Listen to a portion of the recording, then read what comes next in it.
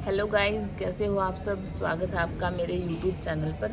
मैंने last time आपके साथ एक स्टोरी शेयर की थी, उसका फीडबैक बहुत अच्छा रहा, तो मैं ऐसी एक स्टोरी और शेयर करने वाली हूँ।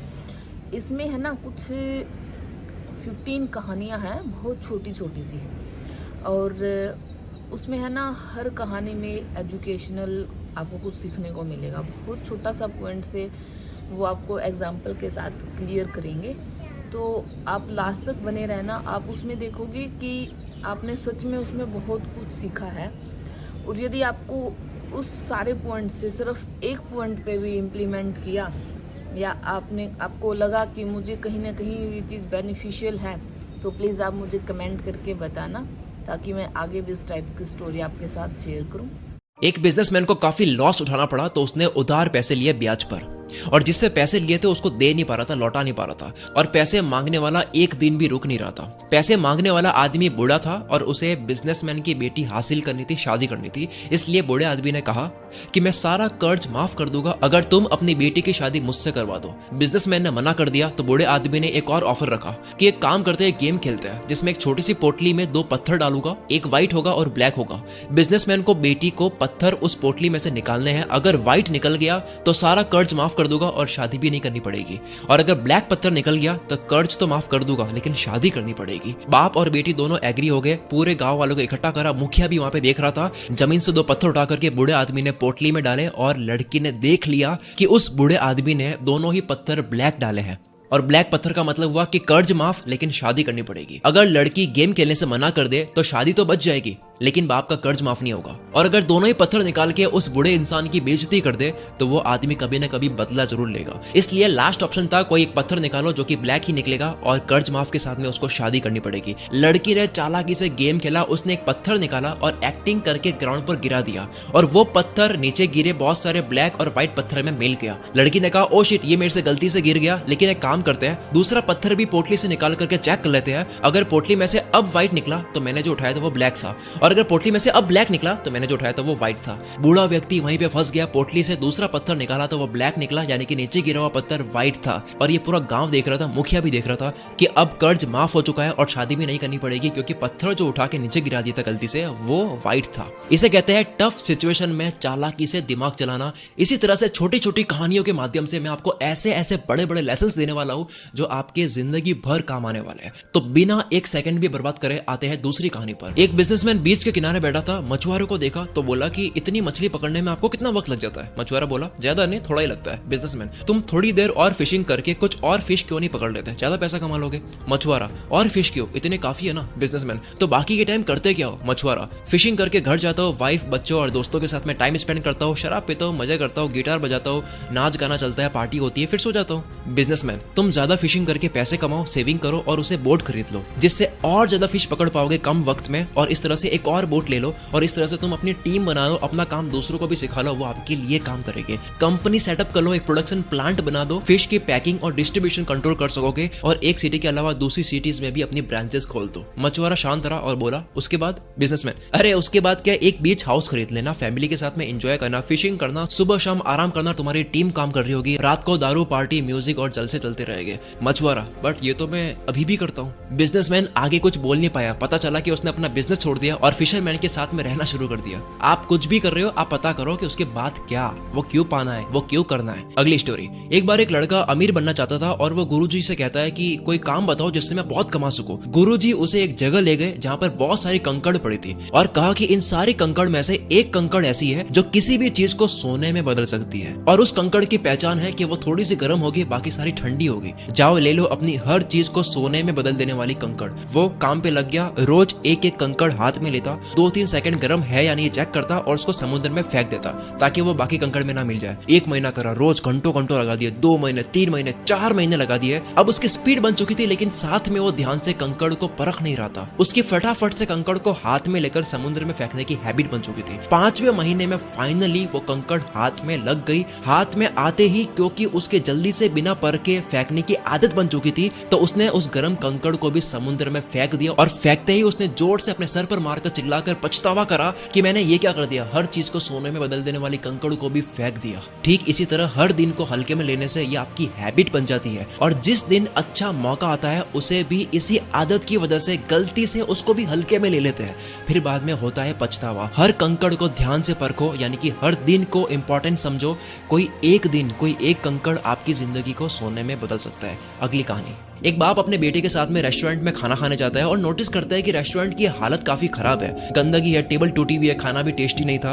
बेटा पिता से कहता है कि हम कितने गरीब है और कितनी मेहनत करते हैं, इनके पास ये होटल है, चाहे तो कितना बड़ा कर सकते हैं, लेकिन ये कर नहीं रहे हैं, तो ये रेस्टोरेंट पे मेहनत क्यों नहीं कर रहे हैं। खाना खाकर बिल पे करते वक्त ओनर से लापरवाही का कारण पूछा तो बोला, इस रेस्टोरेंट में इतनी कमाई नहीं है, लोग आते ही नहीं है, इसलिए हम इस पे ध्यान देते नहीं है, ना इन्वेस्ट करते हैं। हमारी कमाई एक ट्रक चलती है उससे हो जाती है। लड़के के पिता ने ट्रक सामने ही देखी और चुपके से उस ट्रक का इंजन ऐसा खराब कर दिया कि वो ठीक हो ही ना पाए। ठीक 3 साल के बाद में बेटा वहां से जाता है और देखता है कि वहां पे बहुत बड़ा रेस्टोरेंट खड़ा हो गया है, 5-6 फ्लोर बन चुके हैं और क्या शानदार उसका लुक है। बेटे ने रेस्टोरेंट के ऑनर से बात करी कि इतना सब कुछ कैसे हुआ, तो उसने बोला कि मेरी कमाई एक ट्रक चलती थी उससे होती थी और मैं रेस्टोरेंट पे बिल्कुल ध्यान देता ही नहीं था, लेकिन पता नहीं किस कारण से वो ट्रक खराब हो गई और उसे कोई ठीक कर ही नहीं पाया, इसलिए पैसे कमाने के लिए मजबूरन मैंने रेस्टोरेंट पर ध्यान दिया और पता चला कि होटल मैनेजमेंट और बिजनेस करना मेरे अंदर था, मेरी अंदर की आवाज थी। मैंने पूरे रेस्टोरेंट का रंग रूप बदल गया, कुक बदल दिए, वेटर्स बदल दिए, मैंने 5 और सिटीज में रेस्टोरेंट्स खुलवा दिए और वहां मैनेजर बैठा दिए। आज मैं उस ट्रक से 50 गुना ज्यादा कमाता हूँ। दोस्तों, आपकी जिंदगी की वो कौन सी ट्रक है जो आपके टैलेंट और अंदर की आवाज से दूर कर रही है। अगली कहानी।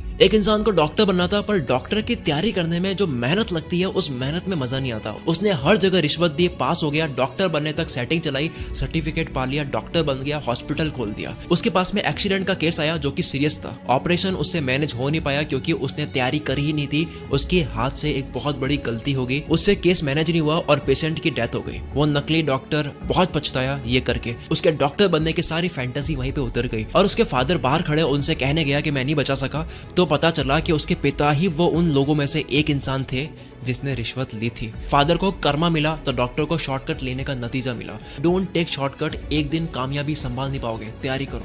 Next story. एक इंसान बुद्ध से अपनी किस्मत पूछने जाता है तो रास्ते में एक आदमी मिलता है, वो कहता है कहाँ जा रहे हो। वो बोला बुद्ध से मिलने जा रहा हूँ। तो बोला कि मेरी बेटी बोल नहीं सकती है, बुद्ध से पूछना कि वो कब बोलना शुरू करेगी। आगे गया तो जादूगर मिला, कहाँ जा रहे हो। बोला बुद्ध के पास जा रहा हूँ। तो बोला मेरा भी सवाल है, मैं स्वर्ग जाना चाहता हूँ लेकिन जा नहीं पा रहा हूँ, तो मेरा भी पूछ के आना कि मैं कब जाऊंगा। आगे गया तो एक कछुआ मिला, कहाँ जा रहे हो। बोला कि बुद्ध के पास जा रहा हूँ। तो बोला कि यार मैं काफी टाइम से ड्रैगन बनना चाह रहा हूँ, बन नहीं पा रहा हूँ, तो मेरा भी पूछ के आना। फाइनली बुद्ध से मिला तो वो बोले कि आप केवल 3 ही सवाल कर सकते हो। उसने सोचा कि मेरी तकलीफ तो काफी छोटी है, इन 3 लोगों की ही बोल देता हूँ। तीनों की तकलीफ सुनकर बुद्ध बोले, कछुआ ड्रैगन बनेगा जब वो कवच छोड़ देगा, जादूगर स्वर्ग जाएगा जब वो अपनी जादू की छड़ी को छोड़ देगा, और लड़की बोलना शुरू कर देगी जब उसको लाइफ पार्टनर मिल जाएगा। वापस आते वक्त उस इंसान ने कछुए से कहा कि तुम अपना कवच छोड़ दो, ड्रैगन बन जाओगे। उसने जैसे ही कवच छोड़ा, ड्रैगन बन गया और बहुत सारे मोती गिरे जो मोती उस इंसान ने रख लिए। आगे जाकर जादूगर से मिला और कहा कि तुम ये छड़ी छोड़ दो तो तुम स्वर्ग चले जाओगे। छड़ी छोड़ दी और वो छड़ी उस इंसान ने रख ली और वो स्वर्ग चला गया। उसके बाद में आखिर में वो लड़की से मिला तो लड़की ने आगे से ही बोल दिया कि तुम वही आदमी हो ना जो पहले आए थे। लड़की बोल पड़ी, मतलब वो इंसान उस लड़की का लाइफ पार्टनर बन गया। सबने कुछ ना कुछ खोया और कुछ पाया, लेकिन सबसे ज्यादा उस इंसान ने पाया जिसने अपने लिए एक भी सवाल नहीं करा। वो इतना दूर जाने के बाद भी अपना एक भी सवाल नहीं करा, उन तीनों के लिए सवाल करा, जिसे मिले मोती, जादू की छड़ी और लाइफ पार्टनर। जितना बड़ा त्याग उतनी बड़ी सक्सेस। अगली कहानी। एक साधु कड़ी तपस्या कर रहा था और तपस्या के वक्त ही उस गांव में बाढ़ आ जाती है। लोग सब घर छोड़ के जा रहे हैं, अपने आप को बचा रहे हैं। तो एक ने देखा तो साधु को अलर्ट करा कि चलो वरना तुम डूब जाओगे। साधु बोला कि मुझे कुछ नहीं होगा, मुझे ईश्वर बचा लेगा। मैं इतने सालों से कड़ी तपस्या कर रहा हूँ, वो मुझे बचा ही लेगा। थोड़ी देर बाद में पानी कमर तक आ गया, वहां पे नाव निकलने लगी। एक आखिरी नाव जा रही थी, लोगों ने कहा कि आ जाओ वरना डूब जाओगे। साधु ने कहा मुझे कुछ नहीं होगा, तुम जाओ, मुझे ईश्वर बचा लेंगे। अब पानी इतना बढ़ चुका था कि साधु को पेड़ के ऊपर चढ़ना पड़ गया। वहां पे हेलीकॉप्टर्स जा रहे थे काफी सारे। एक आखिरी हेलीकॉप्टर नजर पड़ी साधु पर और रस्सी फेंककर कहा कि रस्सी को पकड़ लो, ये आखिरी हेलीकॉप्टर है, आप डूब जाओगे। तो साधु ने कहा कि आप चले जाओ, मुझे ईश्वर बचा ही लेंगे। और इस तरह से साधु की डूबने से मौत हो जाती है। मरने के बाद में वो ईश्वर से कहता है कि मुझे आपने बचाया क्यों नहीं, मैंने जिंदगी भर आपके लिए तपस्या करी और आपने मुझे बचाया नहीं। ईश्वर ने कहा कि मूर्ख इंसान, मैं 3 बार ही आया था, तीनों बार मैं ही तो था। एक बार पैदल, एक बार नाव के साथ और एक बार हेलीकॉप्टर के साथ। जब मौके होते हैं तब हम पता नहीं किसका इंतजार कर रहे होते हैं और हम एक्शन नहीं लेते हैं, और उसके बाद में जब वक्त निकल जाता है हम पछतावा करते हैं। अगली स्टोरी। कुछ बंदरों को एक पिंजरे में डालकर पिंजरे में केले लटका दिए गए। अब जैसे ही कोई बंदर केले खाने के लिए पास में जाता तो ऊपर से ठंडा पानी गिरा दिया जाता। पानी गिरने की वजह से सारे बंदर गीले हो जाते। अब क्योंकि कोई भी बंदर केले के पास जाता तो ठंडा पानी गिरा दिया जाता, तो उन्होंने नियम बना लिया कि कोई भी बंदर अगर केले के पास में गया तो उसकी धुलाई होगी। कुछ दिन बाद एक पुराने बंदर को निकाल करके एक नए बंदर को उस पिंजरे में डाल दिया। नए बंदर ने केले देखे, पास जाने लगा, उसको पता ही नहीं क्या होगा। केले के पास जाते ही बंदरों ने उसकी धुलाई कर दी। नया बंदर समझ ही नहीं पाया कि मेरी धुलाई हो क्यों रही है। फिर से एक और पुराना बंदर निकाल करके एक नया बंदर उसमें डाल दिया गया।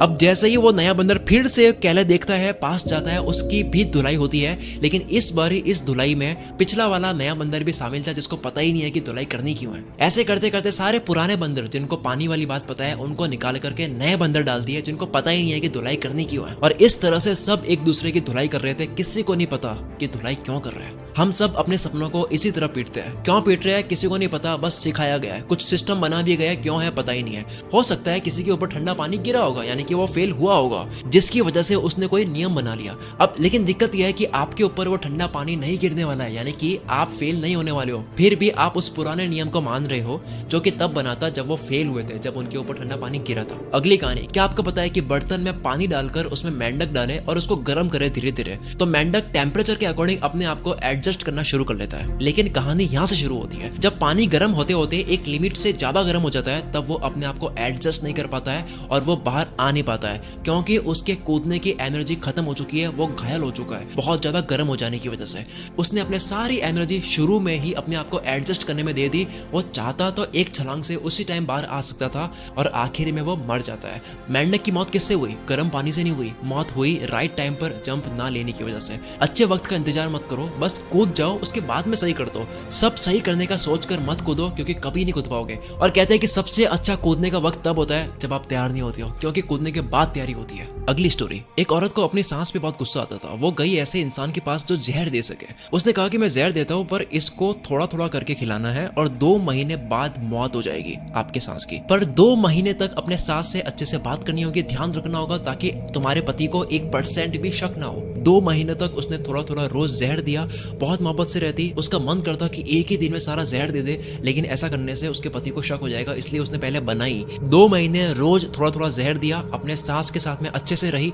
2 महीने होने ही वाले थे। वो जहर देने वाले के पास में गई और बोली कि कुछ ऐसा कर दो कि उनकी मौत ना हो, क्योंकि अब मुझे उनसे प्यार हो गया है, मुझे उनमें कोई कमी नहीं नजर आती है। दोस्तों, हर इंसान अच्छा लगने लग जाता है जब उनसे बनाने की कोशिश करता है। अगली स्टोरी, एक शूज के बिजनेस ओनर ने 2 लोगों को फ्रेशर पर लगाया और काम दिया कि जो इस काम को करेगा उसकी नौकरी रहेगी, बाकी दूसरा फायर हो जाएगा। दोनों को एक ही जगह एक आइलैंड पे भेज दिया और कहा कि जाके पता करो कि वहाँ पे हम कितने शूज बेच सकते हैं, क्या वहाँ पे बहुत बड़ी शॉप बन सकती है या नहीं। वहां जाने के बाद में देखा कि लोग जूते पहनते ही नहीं है। तो एक ने बॉस को मेल करा कि सर यहाँ पे तो लोग जूते पहनते ही नहीं है, हम बिजनेस यहाँ पे नहीं कर सकते। और दूसरे वाले ने मेल करा कि सर यहाँ पे तो लोग जूते पहनते नहीं है, ये तो अपॉर्चुनिटी है। इसका मतलब यह है कि हम करोड़ों में कमाने वाले हैं, क्योंकि यहाँ किसी ने अब तक शूज पहनने स्टार्ट करे ही नहीं है, यानी कि सबको शूज खरीदने की जरूरत है। पॉजिटिव साइड देखने वाले की जॉब लग गई और दूसरा जो कहता था कि यहाँ पे शूज नहीं बेच सकते, उसको फायर कर दिया। कोई भी कमी होती है उसको अपने फायदे में इस्तेमाल करो, वहां पे परेशान मत हो। अगली स्टोरी, एक ऊंट का बच्चा अपनी माँ से कहता है कि हमारी कमर पर एक कुबड़ क्यों होती है। तो जवाब में मिला कि रेगिस्तान में पानी की कमी होती है, तो पानी को स्टोर हम कर सकते हैं। अगला सवाल करा कि हमारे पैर जो है वो फैले हुए क्यों होती है। तो माँ ने जवाब दिया कि ताकि रेगिस्तान पर अच्छे से चल सके। फिर सवाल करा कि हमारी आंखों की पलकें इतनी मोटी और बड़ी क्यों है। तो जवाब में मिला कि रेगिस्तान में तेज हवा में उड़ रही मिट्टी से बचने के लिए। ऊंट का बच्चा बहुत टाइम तक सोचने के बाद में बोलता है, हम अगर रेगिस्तान के लिए बने हैं, हमारी ताकत ही रेगिस्तान में रहने के लिए है, तो हम ये जू में क्या कर रहे हैं। हर इंसान की अपनी शक्ति होती है और उसका मैदान होता है, आपको वही करना चाहिए जो आपके लिए सही है। अगली स्टोरी,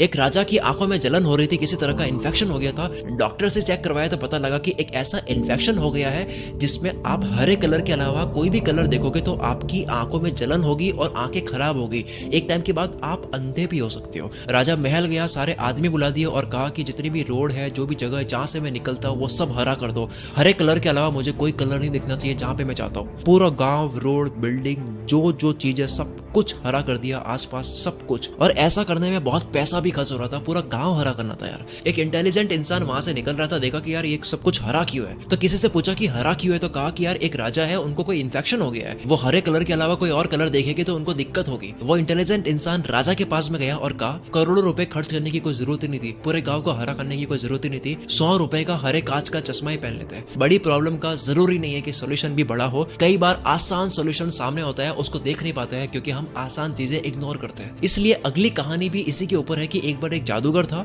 वो कोई भी लॉक खोल सकता था, कोई भी ताला वो तार को मोड़ करके खोल सकता था। एक होशियार इंसान ने इस जादूगर को चैलेंज दिया कि इस जेल में जाओ और अब लॉक को खोल कर दिखाओ। उसने बहुत ट्राई करा लेकिन वो खोल नहीं पाया, उसने हार मान ली। होशियार इंसान कहता है कि तूने बहुत ताले खोले होंगे लेकिन ये नहीं खोल पाया, पता है क्यों?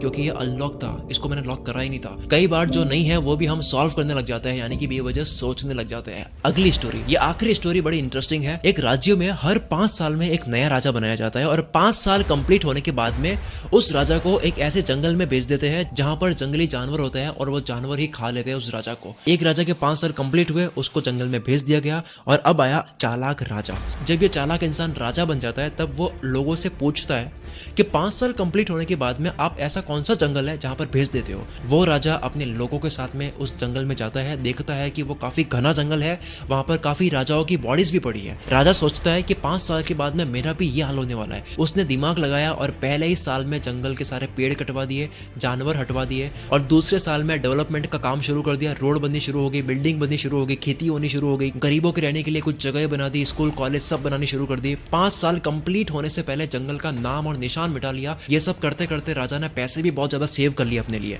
5 साल जैसे ही कंप्लीट हुए, राजा बोलता है कि मुझे भेज दो जहां पर आप भेजते हो हर बार। राजा को बोट में बैठाया जाता है क्योंकि जंगल का रास्ता नदी से आता है, तो बोट में बैठने से पहले वो काफी खुश होता है। लोग पूछते हैं कि आप इतने खुश क्यों? तो वो बोला कि हर राजा आता है, 5 साल राज करता है, मस्त रहता है राज करने में, और 5 साल बाद जंगल में जाता है। मैंने 5 साल केवल राज नहीं करा, मैंने कड़ी मेहनत से घने जंगल को शहर बना दिया। मेरे 5 साल यहाँ कंप्लीट हो चुके हैं, अब मैं जिंदगी भर वहां राज करूंगा जहां जा रहा हूँ।